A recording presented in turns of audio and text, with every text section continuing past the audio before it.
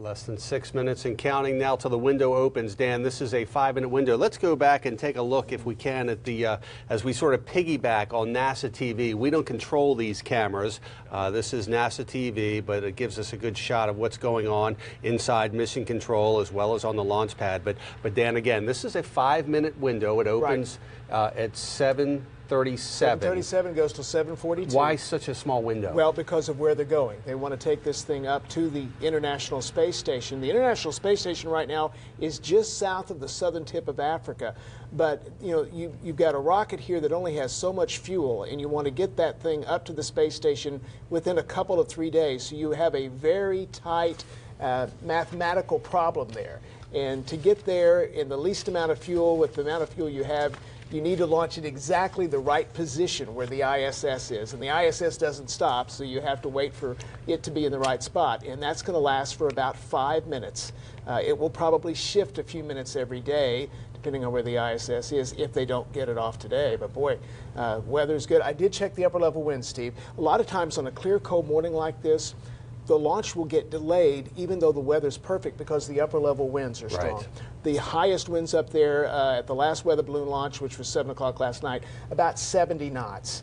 That's not high enough to cause a problem. It's not the wind speed, it's the change in wind as you go up, what we call the wind shear. And it's not bad enough to cause a problem this morning. And we were a little concerned. Let's go back to more pictures from NASA as we continue to talk about this for a minute. But there was also some concern about the temperatures because that threshold is 20 degrees. Yes, 20 degrees on the pad there right now. Now, the Wallops airfield where the observation is reporting 25. Close to the ocean like that, it's probably about 28 degrees right now. So they are 8 degrees above that threshold right now. This is an unmanned launch. I would suspect that the threshold would be a little bit tighter if it was a manned launch. The other thing, this thing's going to go fast if you've not seen it before because they don't have the G-force constraints with the manned launch. You want to keep the G's to 3.5 G's. They could put this thing at 5 G's. So it's going to be up out of the atmosphere in about 90 seconds. You'll still see it, but if you were up there riding it, you would be looking and thinking you're in space in about 90 seconds. All right, we're going to get back to this in a minute, but we're going to move on with some other news of the day. That's right. Let's move on now to comedian Louis C.K.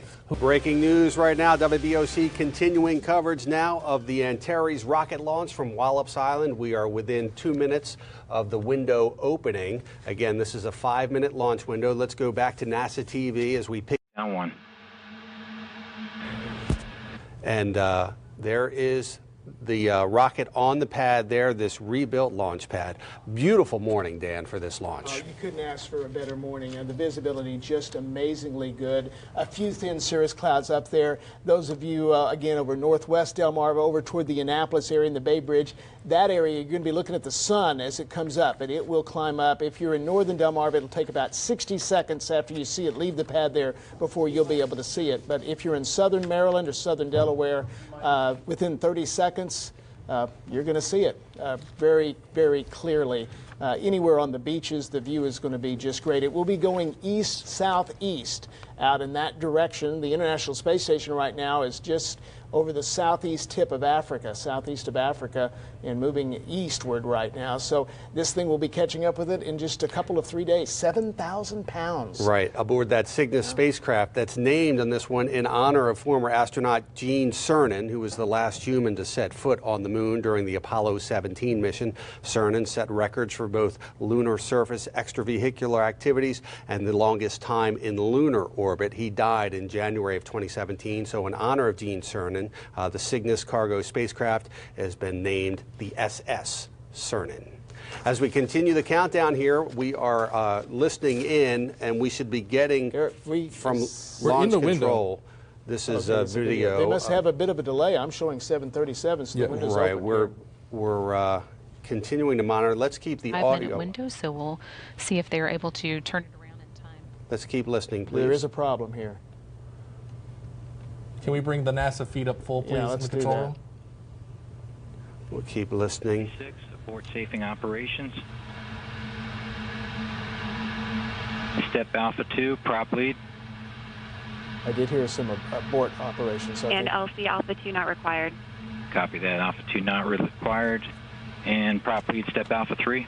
So they now have Alpha 4 3 minutes not left in required. this window to turn Right. around. And I Any copy problems that. So with the clock is Option 1, you ticking. go for step Alpha 4, disable local launch enable button at the failsafe panel and verify local indicator is extinguished. Launch enable removed, verify local and global buttons They off. are backing out. Yeah, of they it. are. Copy that. Those are Option the 1 steps and GSO, to. disable local launch enable button at failsafe panel. All right, well, that's disappointing. And with that aircraft moving into the area, the team here on the ground is deciding to scrub the launch for the day. Aircraft. We'll listen in Scrubbed as it. they work through their There it steps is. to Yeah, we had back several out big of the problems with preparations for boats launch and hold on aircraft to that delayed these launches and get cost plans them a together lot of money. for It does. try This again. is not a Deactivate cheap arm enable at the thing failsafe to just panel. sort of reset Arm enable deactivated, no and longer do this illuminated. again. It's always usually And I the copy that. boat Option that 1 gets and us. option Right. It's not 2, usually Alpha 8, an safe aircraft in vehicle the And area. not only that, Pretty if they rare. lose Ground quite a ODM, bit of that verify liquid ODM oxygen, that's very Everything else volatile. leading So up to you can getting, see it bleeding off there. That's costing them a lot of money, and this has happened several times now that boats or aircraft have gone in there and delayed a launch. You know, there are 41,000 gallons of liquid nitrogen on oxygen on board. Yeah. And you're right, this is an expensive delay. So again, folks, as we continue this coverage,